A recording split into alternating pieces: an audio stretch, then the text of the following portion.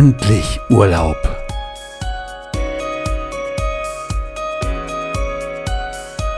Freut euch mit uns auf schöne Strecken und Orte in der Toskana.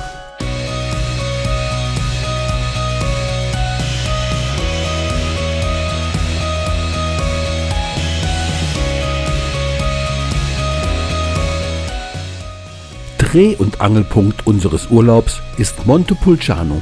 Am Stadtrand, inmitten von Weinbergen, haben wir ein passendes Ferienhaus angemietet.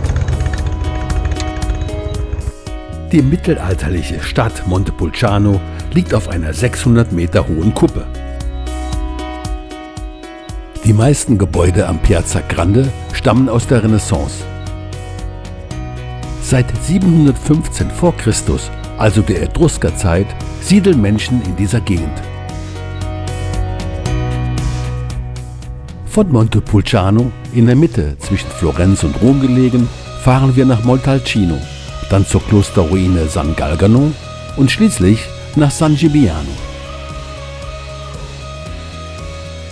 3 einzelne Tagestouren habe ich so in diesem Video zusammengefasst.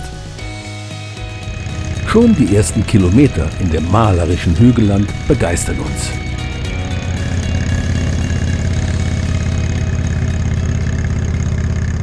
Überall finden sich kleine und große, unscheinbare oder sehr prachtvolle Anwesen. Zunächst durchfahren wir das wundervolle Val d'Orcia mit seinen charakteristischen Pinien- und Zypressenhainen. Olivenbäume sind natürlich ebenfalls häufig zu finden.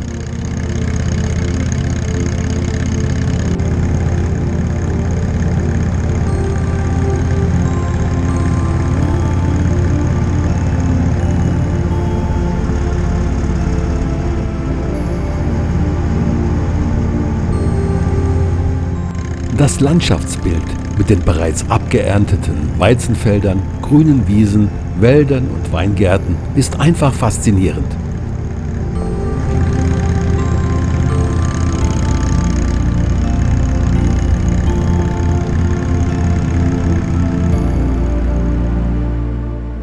Die ästhetische Kulturlandschaft ist nicht zufällig entstanden, sondern wurde im Mittelalter sorgfältig geplant und entwickelt.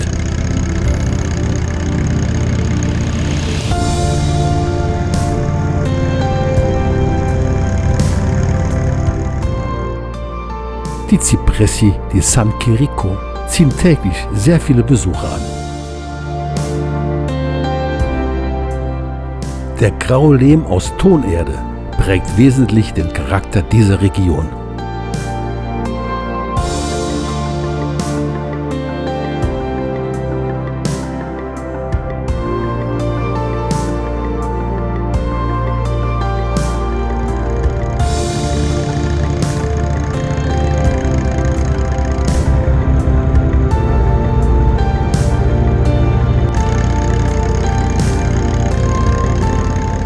Ein Landgut mit typischen Zypressenreihen an einer langen Zufahrt ist tatsächlich keine Seltenheit.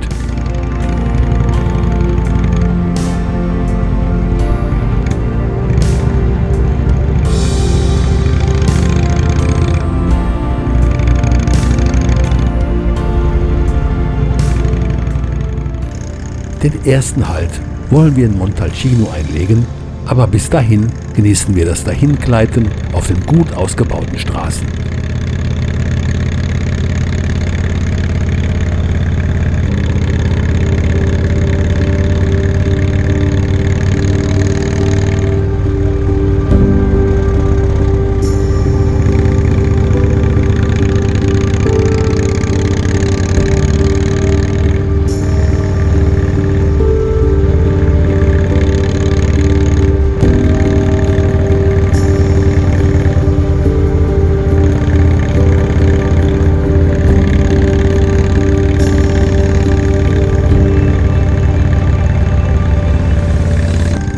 Vor uns sehen wir bereits Montalcino, das auf einem fast 600 Meter hohen Hügelgrat des Monte Amiata liegt.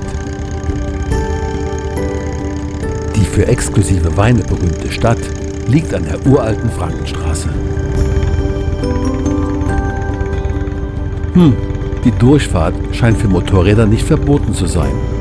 Aber ganz sicher sind wir uns nicht. Jedenfalls können wir uns so einen ersten, schnellen Eindruck von der mittelalterlichen Stadt verschaffen.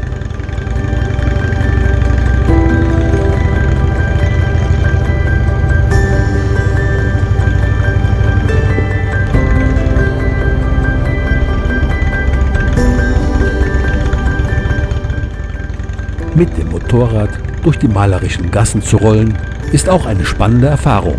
Aber wir wissen nicht, wo es hinführt.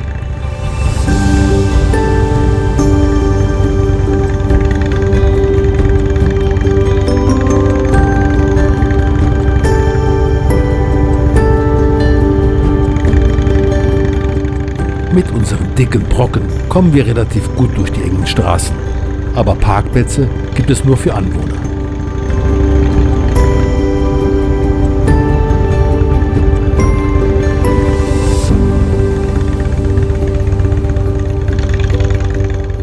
Am Ortsrand können wir sicherlich einen kostenlosen Parkplatz ergattern.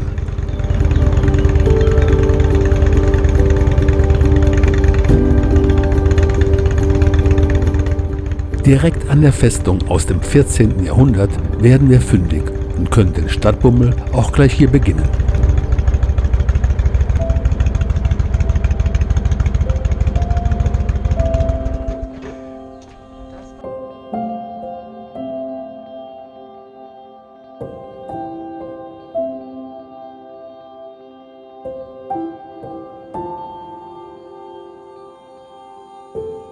Die Stadt wurde mehrfach belagert und abwechselnd von Siena und Florenz beherrscht.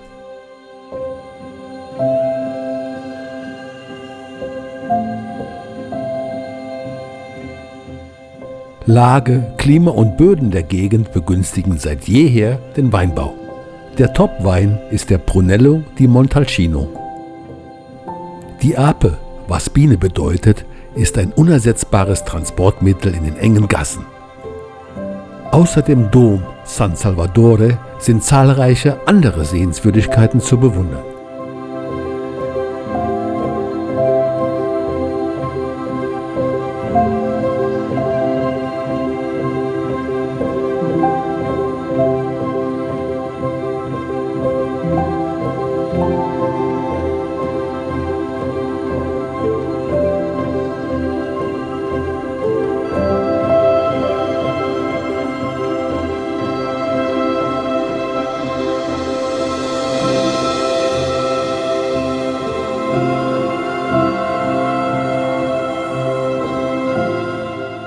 Ganz hinten im Bild das Santuario della Madonna del Soccorso aus dem Jahr 1330.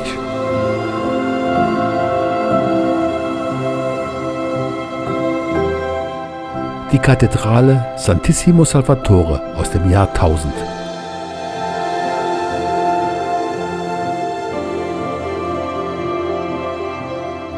Rumlaufen macht hungrig und da kommt uns die typische Trüffelpasta gerade recht.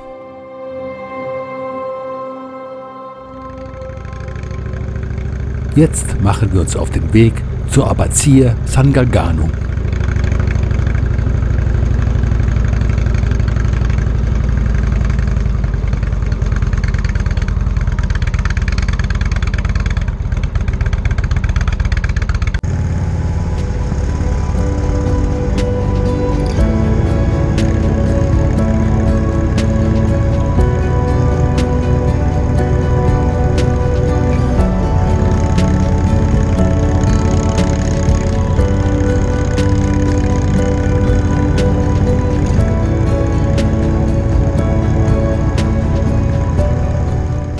Diese Brücke wurde noch mit Holzbohlen konstruiert.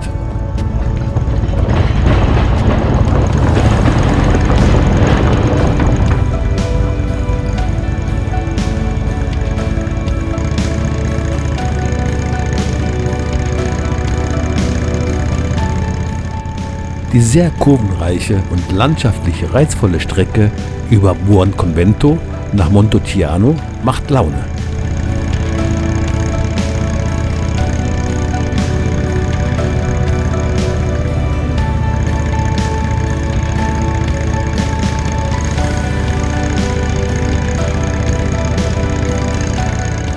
Das mittelalterliche Murlo ist ebenfalls als Festungsdorf angelegt worden. Ein eigenes Fahrzeug ist hier unabdingbar.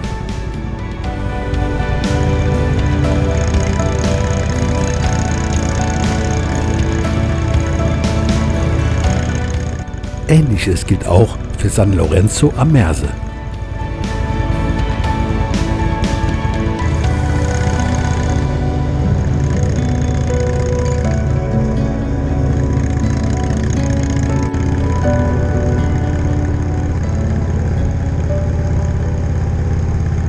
Am Ende der Allee wartet eine Klosterruine, auf die wir sehr gespannt sind.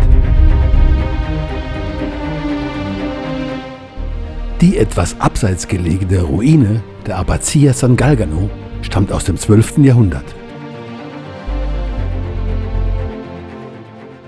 Geschäftstüchtige Mönche sorgten im 12. Jahrhundert mit geschickten Maßnahmen für wirtschaftlichen Aufschwung und einen gewissen Wohlstand.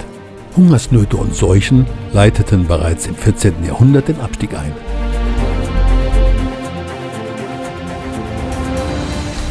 Plündern der Söldnerheere aus Florenz und der Verkauf des aus Blei gefertigten Dachs im Jahre 1550 führten zum endgültigen Verfall des Bauwerks.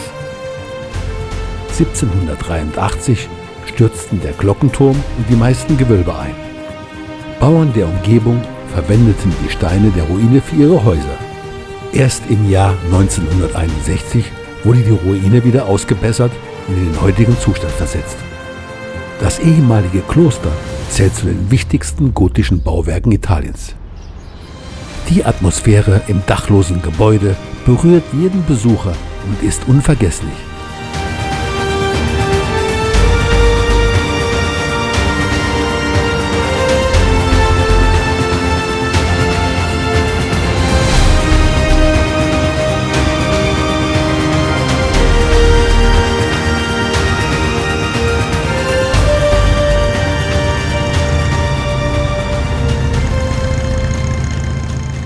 Weiter geht's zum nächsten Ziel, San Gimignano, die Stadt der Türme.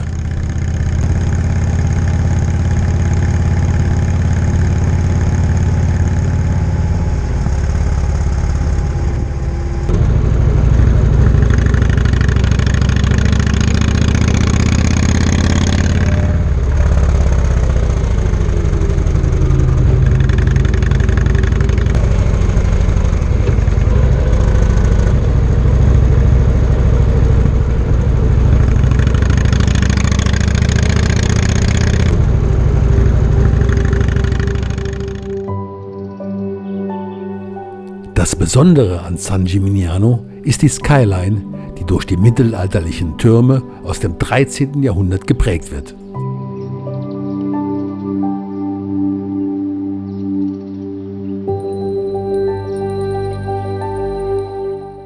Von einst 72 Türmen sind noch 15 erhalten.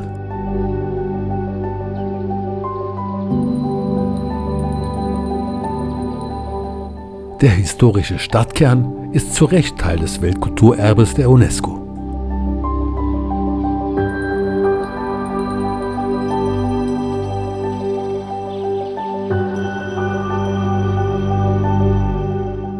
Im Mittelalter versuchten reiche Familien, sich in der Höhe ihres Wohnturmes zu übertreffen, obwohl ein bequemes Leben in ihnen kaum möglich war.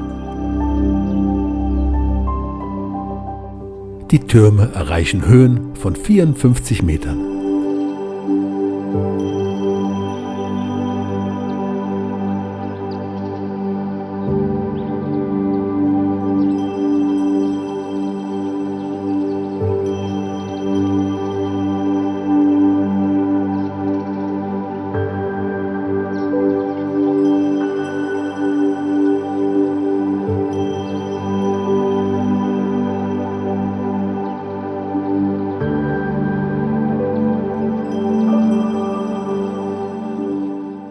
Dass die Stadt auch das Manhattan des Mittelalters genannt wird, erklärt sich von selbst. Die Piazza della Cisterna mit dem Brunnen von 1287 war Markt- und Turnierplatz.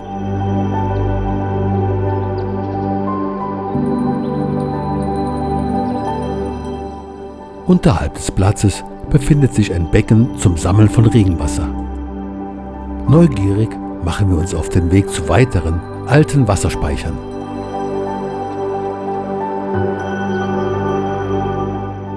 Etwas abseits findet man Becken aus dem 13. Jahrhundert, die noch heute genutzt werden. Diese Speicher waren nicht nur im Falle einer Belagerung überlebenswichtig.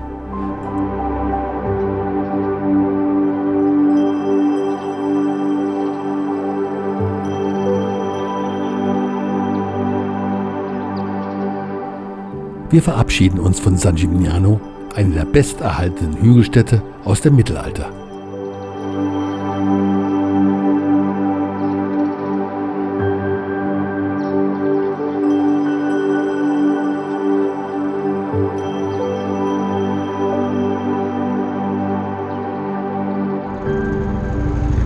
Auf der Fahrt zurück nach Montepulciano wollen wir noch einen kleinen Abstecher zur Abbazia di Sant'Antimo machen. Eine Fahrt durch die wunderbare Toskana ist schon für sich genommen ein Erlebnis.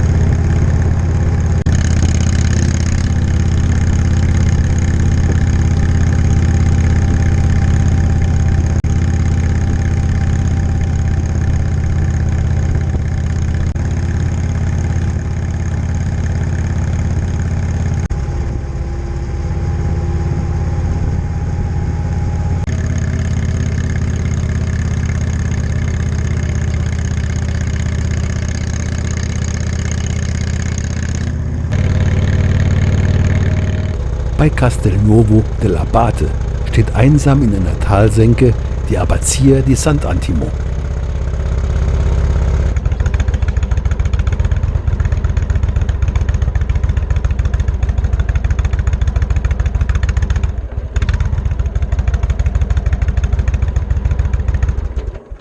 Der mächtige Bau wurde im Jahr 1118 auf den Grundmauern einer Kapelle errichtet, die ein Jahr zuvor bei einem gewaltigen Erdbeben zerstört worden war.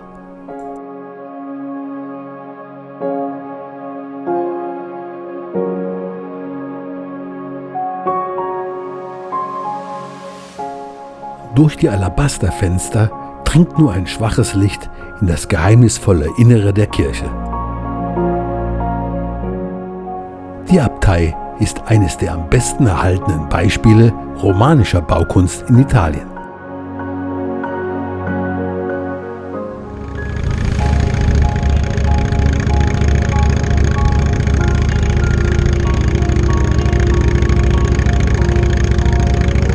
Von Castelnuovo hat man einen fantastischen Blick ins Val d'Orcia.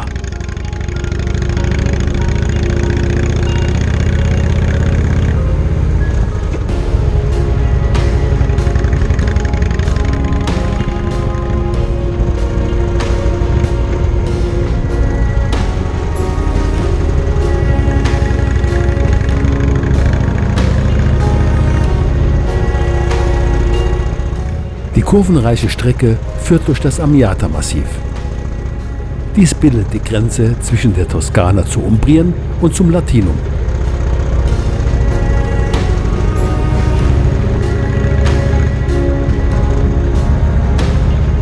Der Gipfel des Massivs ist ein erloschener Vulkan mit über 1700 Meter Höhe.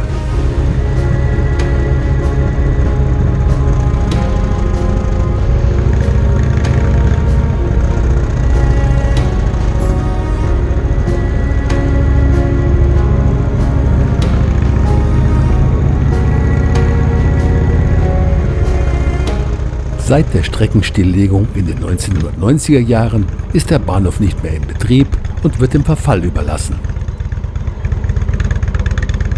Gelegentlich wird die Strecke noch von Eisenbahnvereinen für touristische Zwecke genutzt.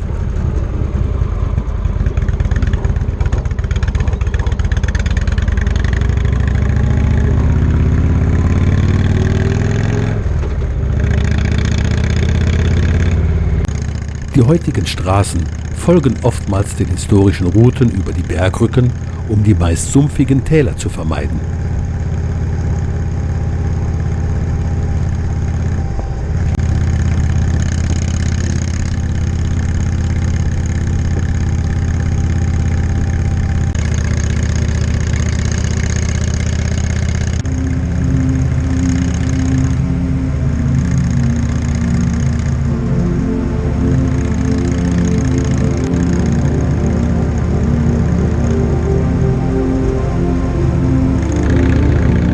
Hier geht es wohl ruhig und gelassen zu. Lediglich der Busfahrer hat es noch eilig, nach Hause zu kommen.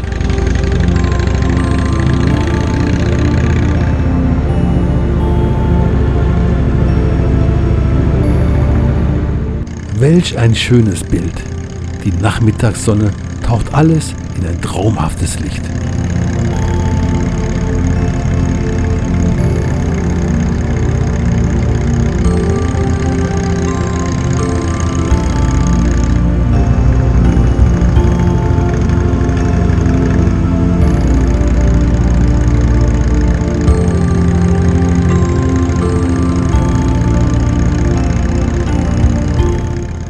Es wundert nicht, dass die Toskana jeden Besucher so begeistert.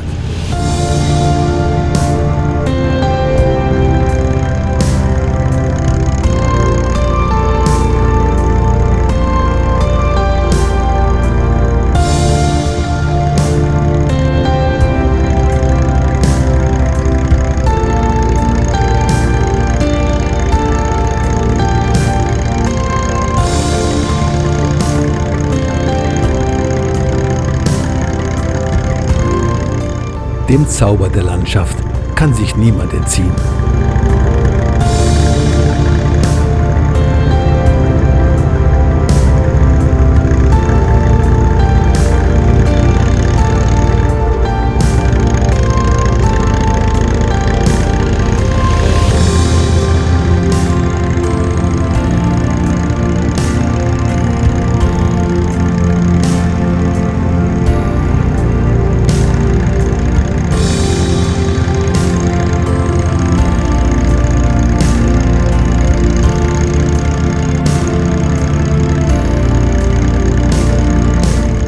Auf den Straßen ist heute wenig Verkehr, sogar Roller sieht man selten.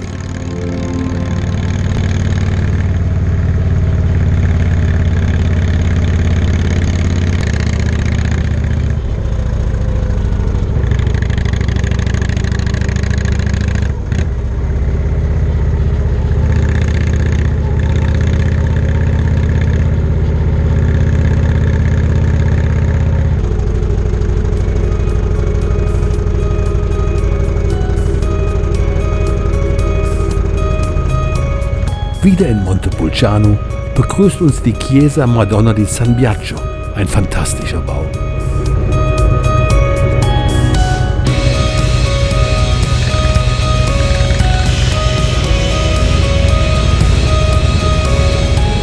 Nach den ereignisreichen Touren können wir in unserem Ferienhaus inmitten der Weinberge und Olivenbäume die Tage so richtig entspannt ausklingen lassen.